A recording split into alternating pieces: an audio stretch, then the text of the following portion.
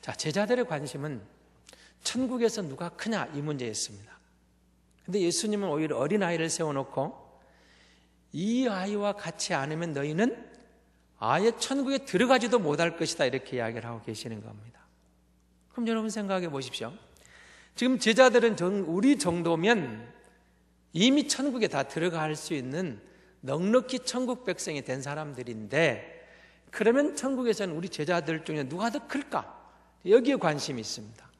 근데 예수님은 어린아이들 들어 설명하시면서 너희가 천국에서 얼마나 큰 사람이냐, 누가 큰 자냐를 떠나서 이 아이와 같이 않으면 아예 천국에 들어가지도 못할 것이다, 이렇게 지금 답을 하고 계시거든요.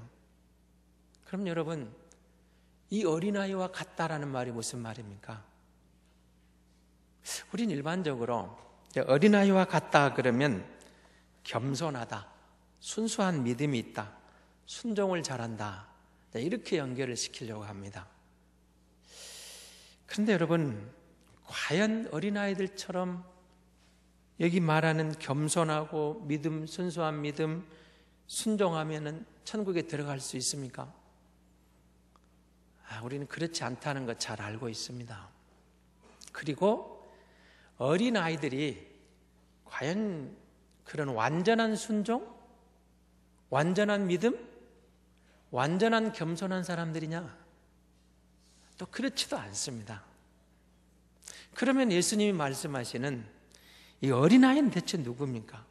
어린아이와 같다는 건 무슨 의미가 있을까? 한번 여러분 깊이 있게 한번 생각해 보시기 바랍니다. 여기서 말하는 순수한 믿음, 겸손한 믿음, 그리고 순종하는 것, 다 중요한 것들입니다. 그러나 이것 가지고 천국 가는 것은 아닙니다. 그리고 사실 어린아이들이 완전합니까? 이 어린아이들은 저도 지금 품 안에 있는 아이들입니다. 초등학교 저학년급에서 하는 이런 아이들, 거기까지. 그래서 우리는 어린아이와 같다는 것이 무슨 의미가 있는가를 좀 먼저 생각해 볼 필요가 있습니다. 사실 여러분, 우리 아이들도 10살 이하, 12살 이하 아이들, 이런 아이들 보십시오. 이 아이들이 다 순수합니까? 그렇지도 않습니다. 우리나라 이야기는 아니지만 영국에서는 초등학교 아이들이 담임 선생님을 성폭행한 사건도 터졌습니다. 작년에 있었던 사건이죠. 미국에서는 왕따 당하는 것에 앙심을 품고 초등학교 아이가 총을 가지고 와서 반 아이들을 쏴 죽이는 사건도 있었습니다. 그럼 요즘 우리 아이들에 대해서 여러분 알고 싶으시면 우리 초등학교 선생님들에게 한번 여쭤보십시오. 우리 아이들의 상태가 어떻습니까? 우리 교회에도 선생님들이 제법 계시는데 한번 물어보십시오. 과연 그 아이들이 순수하기만 합니까? 그 아이들이 완전하게 순종합니까? 그 아이들이 정말 겸손합니까? 여러분, 그 아이들의 세계에도 시기가 있고 질투가 있고 미움이 있습니다. 저는 지난 명절 때 어머니를 뵈러 가서 큰형님 집에 갔을 때 조카 아이가 아들을 두 번째 아이가 나왔습니다. 이 아이는 이제 돌막지날 무렵 아이고 그 형은 이제 4살짜리입니다. 그런데 저는 그 장면에서 그 엄마 아빠 눈을 파는 순간에 큰 아이가 동생을 아주 세게 밀쳐버리는 것을 제가 목격을 했습니다. 그래서 깜짝 놀랐어요. 아니, 이게 장난이 아니거든요. 너무 세게 밀쳤습니다. 그래서 제가 그 조카 부부에게 아니 왜 이런 일이 일어나지? 그러니까 시기에서 아이들의 그 둘째 아이에게 할아버지 할머니의 관심이 가고 부모의 관심이 최대한 가다 보니까 큰 아이가 시기가 나서 안 볼 때 이런다는 거예요. 그걸 그럼 누가 가르쳐 줬어요? 이 아이가 질투가 있더라는 거예요. 질투가. 4살짜리가. 그럼 어린아이와 같다. 이 어린아이와 같지 않으면 천국에 들어갈 수도 없다. 이 말은 그럼 결과적으로 우리가 생각하는 그런 뭐 순수한 믿음이니 겸손이니 순종 잘하는 것이니 이게 아니라는 것이라는 겁니다. 그럼 뭘까? 어린아이와 같지 아니하면 여러분, 우리가 세상에서 학점을 받을 때 대학을 다니면 공부 잘하는 사람들 다 A클래스 놓습니다만은, 그래도 일단 D만 받아도 과락은 아닙니다. 낙제는 아니죠. 전부 D 맞으면 물론 낙제를 하겠지만 D만 맞으면 일단 통과는 됩니다. 어려운 과목 D하고 다른 과목 잘하면은 평점 플러스 돼가지고 통과할 수가 있었겠죠. 근데 59점을 맞으면 그거는 과락입니다. 그렇죠. 근데 사실 59점과 60점은 그렇게 큰 차이가 아닙니다. 그야말로 백지한장 차이입니다. 그런데 어쨌든 60점을 맞으면 D라도 맞습니다. F는 안 맞는 겁니다. 59점은 F입니다. 재수강 내지는 탈락이죠. 근데 천국에 대해서 우리가 이 어린아이들의 기준을 가지고 어린아이와 같으면 이렇게 통과가 되고 거기에 못 미치면 낙제가 되는 그런 기준일까? 아닌 것 같죠. 제가 이 고민을 하고 있으면 최근에 제가 다른 공부하면서 그 유대 배경사, 성경에 대한 배경에 대한 자료를 좀 많이 공부를 하고 있습니다. 근데 거기에 보니까 여기에 대한 우리가 모르는 게 한 가지가 나와 있더라고요. 어린아이와 같지 않다 할 때 이 아이는, 여러분 유대 배경을 보면 이런 게 있습니다. 남자아이는 만 13세가 되면 성인식을 하고 여자아이는 만 12세가 되면 성인식을 한답니다. 그런데 어린아이들도 율법을 범할 수가 있죠. 12세, 11세, 13세 미만의 남자, 12세 미만의 여자아이들도, 이 아이들이 뭐 퍼펙트한 인생이 아니죠. 이 아이들에게도 율법을 범하는 경우가 있더라는 거죠. 그렇죠. 그런데 유대 율법은 성년이 되기 전에 아이들은, 어린이는 율법으로부터 자유롭다, 면책 특권이 있다, 율법을 범해도 죄를 묻지 않는다, 자유가 있다, 이게 있었습니다. 자유를 준다. 그러니까 만 13세가 되면은 율법에 대해 책임을 지는 거예요. 남자아이들이 율법에 책임을 지면서 성전에 모여서 또는 해당에 모여서 토라를 읽을 자격이 주어지는 겁니다. 누구든지 앞에 나와서 그 토라, 율법을 갖다가 오늘의 본문 이사야를 본다든지 모세오경을 본다든지 돌아가면서 읽을 수 있을 때 13세의 성인의식을 걸친 남자아이는 율법을 읽을 권한이 주어지고 읽을 수가 있고, 더 나아가서 그때부터는 율법을 범한 것은 책임을 묻게 돼 있다, 그 말입니다. 그러니까 어린아이와 같지 아니하면 천국에 못 간다. 여러분 다시 3절 한번 다시 한번 보시기 바랍니다. 거기에 보시면 예수님이 대답을 하십니다. 너희가 돌이켜 어린아이들과 같이 되지 아니하면, 그렇게 나와 있습니다. 근데 우리가 이 돌이켜라는 단어를 너무 쉽게 우리가 넘어갔습니다. 이 돌이켜라는 단어가 상당한 의미 있는 단어였습니다. 돌이켜 어린아이와 같이 되지 아니하면, 다시 말하면 이 아이들은 율법을 범해도 율법에 책임이 없어요. 면책 특권이 있어요. 그러니까 적어도 그 어린아이들은 그 순간은, 그 시기에는 면책 특권이 있기 때문에 율법이 정죄할 수 없다, 그 말입니다. 그런데 우리는 어떻게 됩니까? 이미 율법에 대한 책임을 져야 될 성년인데 돌이켜 어린아이와 같이 되지 아니하면, 돌이킨단 말은 회개하고 의의 길로 돌아갑니다, 이런 의미가 있습니다. 회개하고 의의 길로 돌아간다. 그러니까 우리가 예수 믿고 돌이켜서 의의 길로 돌아서면 주 안에서, 예수 안에서 우리는 면책 특권을 누리게 되는 겁니다. 예수 믿는 성도에게 예수님 때문에 모든 율법이 우리를 정죄해도 예수의 보혈로, 예수 안에 있는 나는 예수님의 은혜로 정죄함을 받지 않고 면책 특권을 받을 수가 있는. 그래서 우리가 돌이켜 어린아이와 같이 된다, 그 말은 어린아이들이 성년이 되기 전에, 여러분 이 성년이 안 됐다는 이 단어를 마가복음 본문에 보면은 어린아이들이 예수님께로 오는 것을 부모님이 제자들이 막습고 꾸짖습니다. 근데 예수님은 제자들을 오히려 나무라고 아이들을 안고 축복을 해줍니다. 그러니까 여기서 말하는 이 어린아이는 이 성년이 안 된 아이인 것이 분명합니다. 율법으로부터 면책 특권이 있는 자유로울 수 있는 이 아이들은 율법의 정죄부터 자유가 있으니까 천국행을 갈 텐데, 천국에 들어갈 텐데, 다시 말하면 너희가 돌이키지 않으면 천국에 못 간다 그 말입니다. 회개하고 하나님의 은혜를 입어 모든 율법으로부터 면책 특권을 누리지 않으면, 율법으로부터 정죄를 면하지 않으면 그걸 벗어난 사람만이 천국에 간다, 그런 뜻이라는 거죠.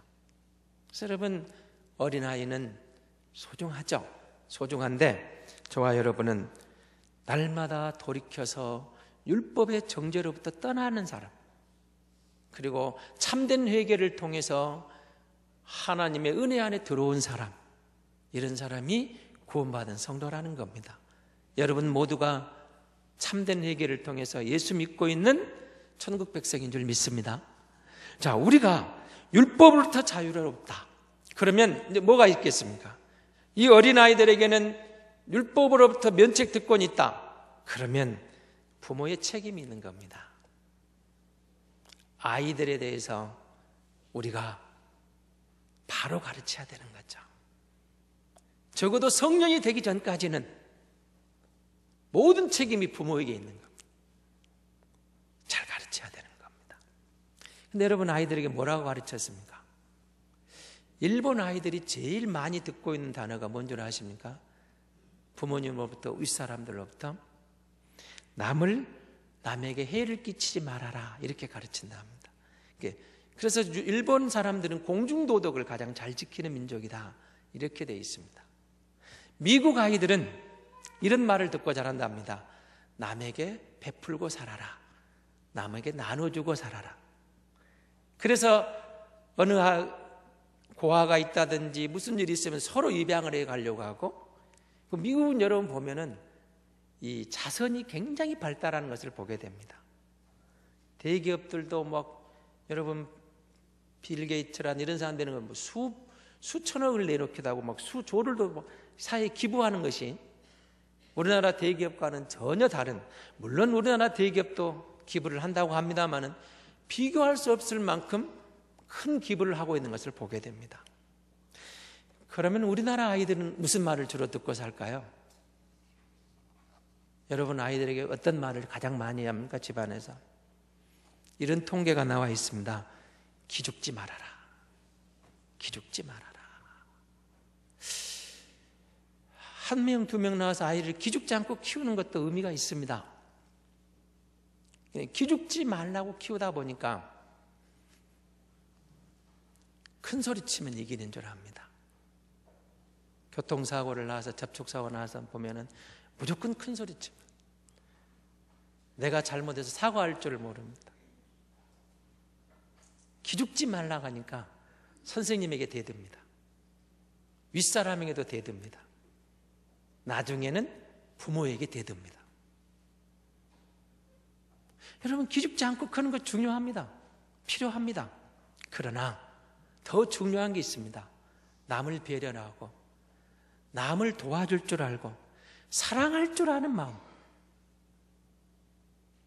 이게 먼저 갖춰져야 되는 겁니다. 기죽지 마라.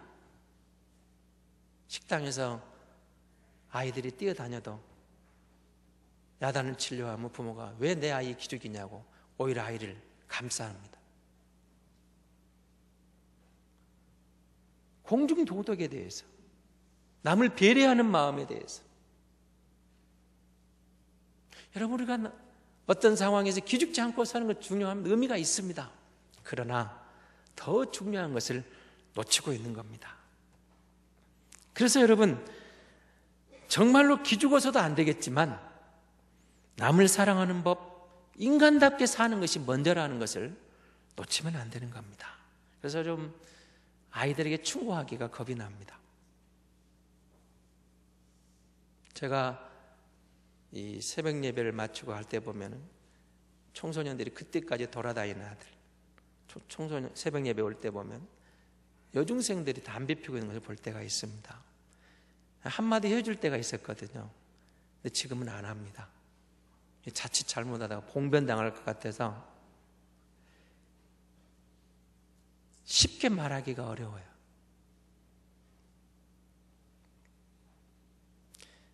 기죽지 말고 살아라라는 말을 많이 하면 사실은 우리 아이들을 죽이는 겁니다. 자녀를 그럼 가르쳐야 될 텐데 성경은 뭐라고 합니까? 부모다 내 자식을 노엽게 하지 말고 주의 교훈과 훈계로 양육하라 그렇게 되어 있습니다. 여러분 어린 아이들을 내 입맛대로 키울 수는 없습니다. 그러나 한 가지 기억하셔야 됩니다. 이 어린아이들 각자 속에 하나님이 지으신 놀라운 DNA, 독특성이 있습니다. 창조성이 있습니다. 지금 조금 더디다고 너무 여러분 그 아이에게 실망하지 말고 그냥 무슨 내놓은 사람 취급하지 말고 이 하나님이 지으신 창조물이기 때문에 이 땅에서 이 아이를 보내셨다면 이 아이를 통해서 분명히 하나님이 멋진 일을 하실 계획이 있다는 것을 놓치시면 안 됩니다. 있습니다. 공부만 중요한 게 아니고 운동이 중요한 게 아니고 어떤 분야가 됐든 분명히 그 인격을 통해서 하나님이 하실 일이 있습니다. 그걸 볼 수 있는 안목이 있어야 돼요. 혹시 여러분 글쎄 저는 텔레비전을 못 봤습니다만 어떤 분이 저에게 카톡으로 보내준 제가 SNS를 보면서 감동을 받은 게 하나 있습니다. 한 여성이 결혼을 했는데 임신을 해가지고 4번이나 자연유산을 했습니다. 5번째는 임신이 안 될 뿐만 아니라 산부인과 의사가 이제는 아이를 가질 수 없다고 그런 말을 듣게 되었습니다. 근데 이분이 내 속에 와서 사라진 4명의 아이를 생각해 너무 마음이 아파서 하나님 앞에 이렇게 작정을 합니다. 내가 10명의 아이를 입양해서 키우겠습니다. 그래가지고 10명의 아이들을 길러내는 그런 과정을 소개하는 내용이었습니다. 혹시 텔레비전 보신 분들도 계실 줄 아는데요, 아주 감동적이었습니다. 근데 저는 그 가운데 전부 막 건강한 아이, 그런 아이만 온 게 아니고 장애인의 아이들도 왔어요. 입양 가운데. 그런데 놀라운 것은 이 여성이 내 자식보다 더 사랑하고 아껴줬더니 정말로 사랑했습니다. 그분이 이런 고백을 합니다. 내 안에 왔다 사라진 4명의 아이들이 너무 가슴 아팠는데 이 아이들에게 그 사랑을, 진실한 사랑을 줬다는 겁니다. 근데 처음에는 아이들이 마음을 안 열다가 정말로 엄마의 사랑을 느끼면서 마음을 열고 장애 아이가 치료를 받고 학교로부터 왕따 당한 아이가 엄마의 사랑 가운데서 강원도를 대표하는 수영 선수가 되어가고 교육관님이 직접 전화를 걸어와서 이 아이는 우리 강원도의 자랑입니다. 아주 훌륭하게 다 자라나는 거예요. 한 번 파양됐던 아이를 데려왔는데 도저히 마음을 안 여는 거예요. 여러분 양자로 갔다가 파양하면 다시 돌아오면 상처가 얼마나 컸겠습니까? 그런 아이도 데려왔어요.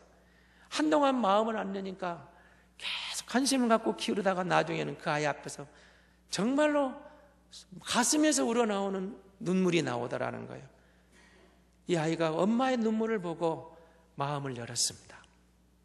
나중에 알고 보니 이 아이 IQ가 무려 137.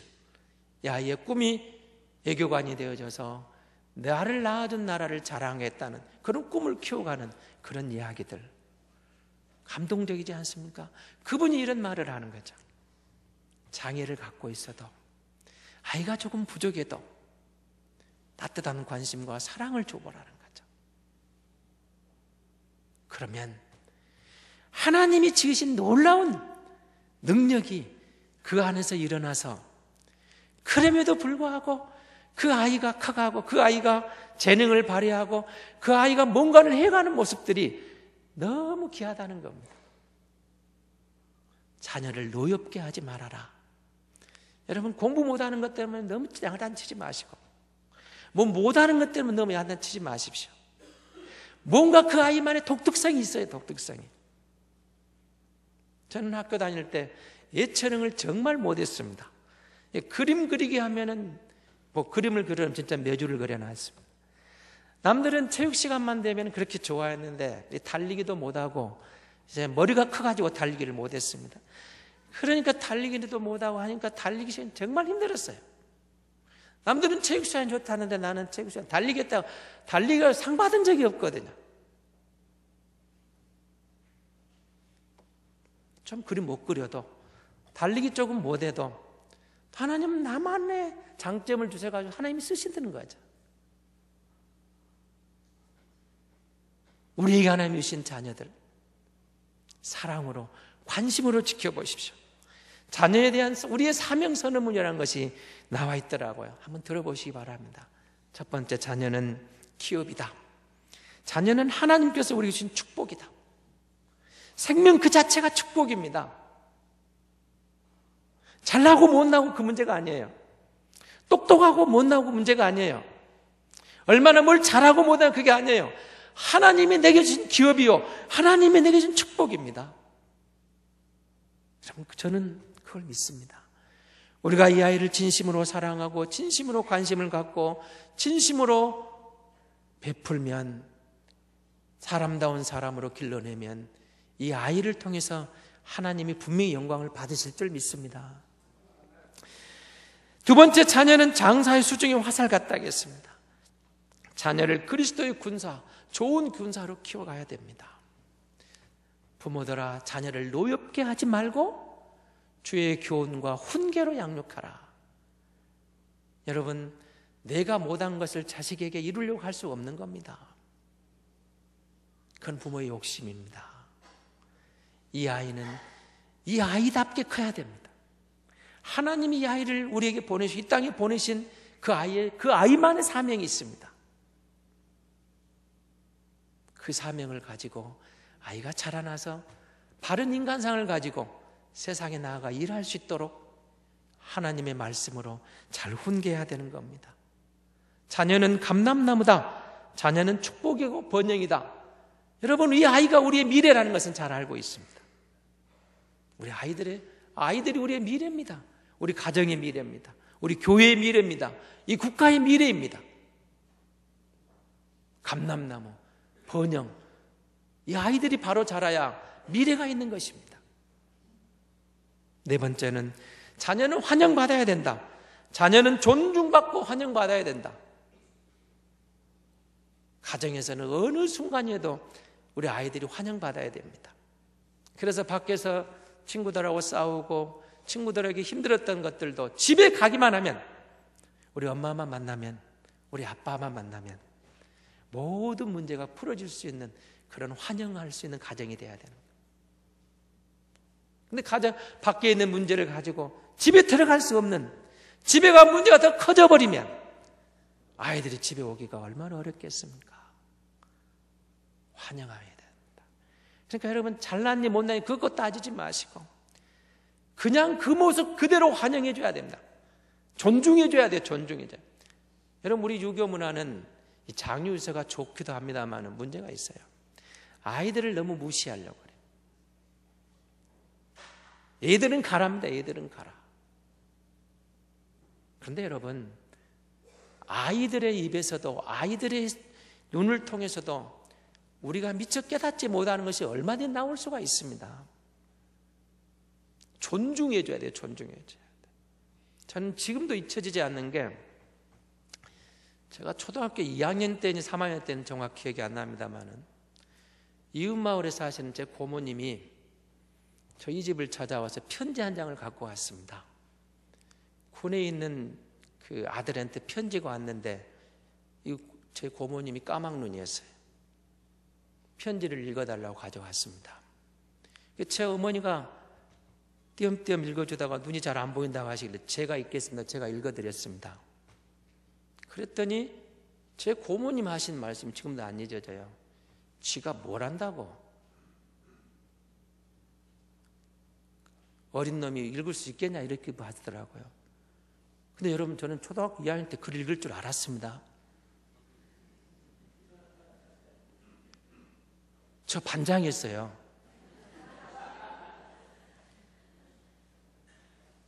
그리고 다시, 그래서 저는 내가 틀리게 읽은 줄 알고 다시 봤습니다.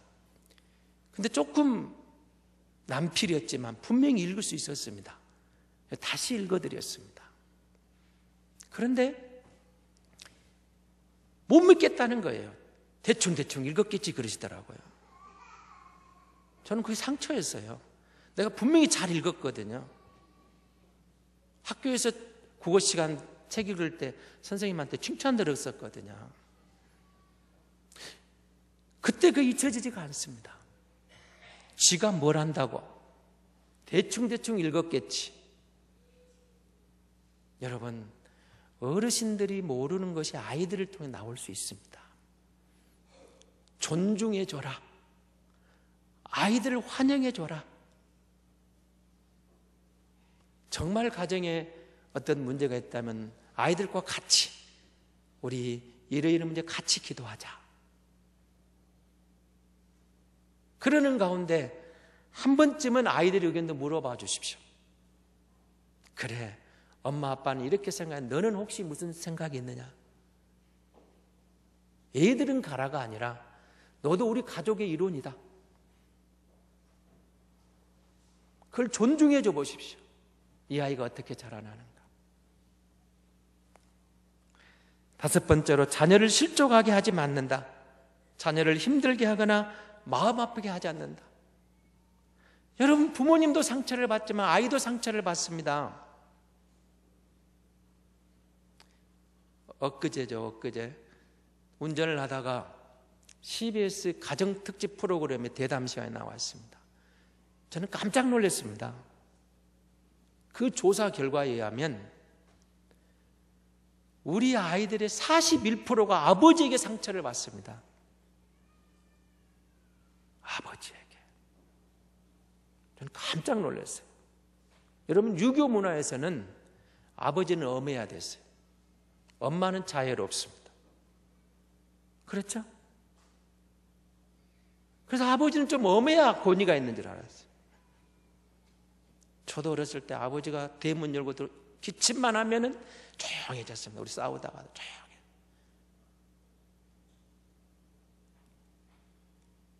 (41% 아버지에게 상처가 있다. 한 자매가 이렇게 고백을 했습니다. 교회에 왔는데 하나님 아버지라 하니까 나는 교회 가기가 싫었다는 거예요. 아빠한테 상처를 입었는데 왜 하나님의 아버지냐는 거예요. 집에서 받은 상처도 큰데 교회 와서 또 하나님 아버지라 한다고. 그것 때문에 너무 힘들었다는 거예요. 그런데 이 과정을 그가 극복해 나갑니다마는 저는 그 대담 프로그램을 보면 느낀 게 있습니다. 우리가 집에서 엄마 아빠가 아이들에게 쉽게 상처 주고 있다는 사실을 느꼈습니다. 우리 아이들이 상처를 입어요. 그래서 여러분, 실족하지 않게 한다. 언제든지 너는 우리 집안에 대환영받을, 우리 집안의 보험을 이뤄 존경해주고 환영해주고 어떤 문제를 안고도 집에 들어올 수 있는 사람으로 엄마 아빠의 품에 오면 된다는 거죠. 마지막으로, 자녀를 업신여기지 않는다. 자녀를 가치 있는 존재로 여긴다. 중복될 수도 있습니다만은 좀 못하는 것 때문에 너무 기죽이지 마십시오. 무언가가 잘하는 게 있습니다. 반드시 있습니다. 그걸 길러주십시오. 그걸 칭찬해주고 그걸 길러주면 됩니다. 여러분, 우리 인생 살아보셨잖아요. 꼭 그것만이 답은 아닙니다. 다양한 길이 있습니다. 다양한 삶이 있습니다.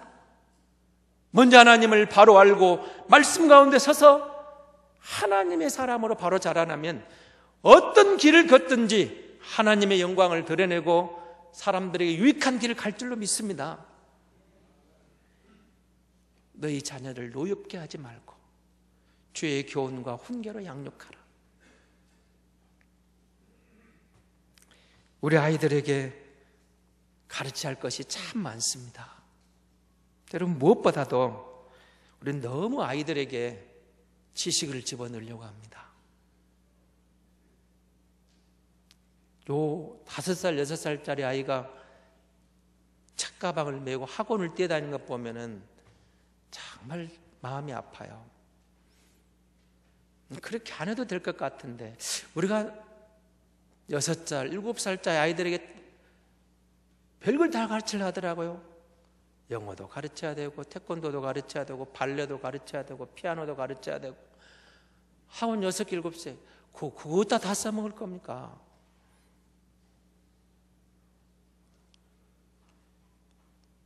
정말 중요한 것은 아이들에게 성경을 가르쳐야 됩니다. 유대인들은 성년이 되기까지 아이들이 면책 특권이 있다고 그랬죠? 방치되는 게 아닙니다. 부모가 가정에서 반드시 토라를 가르칩니다. 율법을 가르쳐요. 그래서 유대인으로 자라게 해주는 거예요. 하나님의 사람으로 자라게 해주는 거예요. 예수 믿는 우리 가정에서 우리 아이들에게 성경을 가르쳐줘야죠. 성경을 가르쳐주면 반드시 사명을 감당할 줄로 믿습니다. 유명한 여러분 아브라함 링컨은 9살 될 때 어머니가 세상을 떠납니다. 그때 그 엄마가 이런 유언을 남깁니다. 사랑하는 내 아들아, 너는 항상 성경을 읽고 성경이 말씀하는 대로 살아가는 사람이 되어라. 무엇보다도 하나님을 사랑하고 이웃을 사랑해야 된다. 이것이 마지막 부탁이다. 그러고 눈을 감았답니다. 어릴 때부터 어머니로부터 성경을 읽고 기도하는 법을 배워 자라난 링컨은 여러분 정규 교육을 1년밖에 받지 못했답니다. 그러나 빈곤을 헤덕이며 처 밑바닥 인생을 가서 거기서 대통령까지 됩니다. 그가 대통령이 된 다음에 이런 인터뷰를 해놨습니다. 취임 연설에서 오늘의 내가 나된 것은 어머니의 기도와 어머니께서 가르쳐 주신 성경을 배운 덕택이라고 취임 연설에서 하고 있는 것을 보게 됩니다. 세상에 많은 지식도 중요하지만 성경 없는, 말씀 없는, 하나님 없는 것은 헛되고 헛된 것뿐입니다. 그러나 세상에 학문적인 것 많이 부족할지라도 하나님을 바로 알고 말씀 위에 서 있으면 그 모든 부족한 것을 능히 채울 수 있는 하나님의 지혜가 올 줄로 믿습니다. 사랑하는 성도 여러분, 어린이 주일, 어린이날, 우리가 이날만 아이를 생각하면 안 됩니다. 하나님이 내게 주신 보배, 하나님이 내게 주신 선물 늘 환영하고 이 아이를 위해서 기도하면 기도하는 아이는 망하지 않는다겠지 않습니까? 반드시 돌아옵니다. 말씀을 바로 배우고 자라나면 반드시 쓰임 받습니다. 하나님의 사람이 되면 하나님이 보내신 창조의 의미를 깨닫고 우리가 기대하는 것 이상으로 하나님께 쓰임 받고 세상에 존귀한 인생으로 열매 맺을 줄로 믿습니다.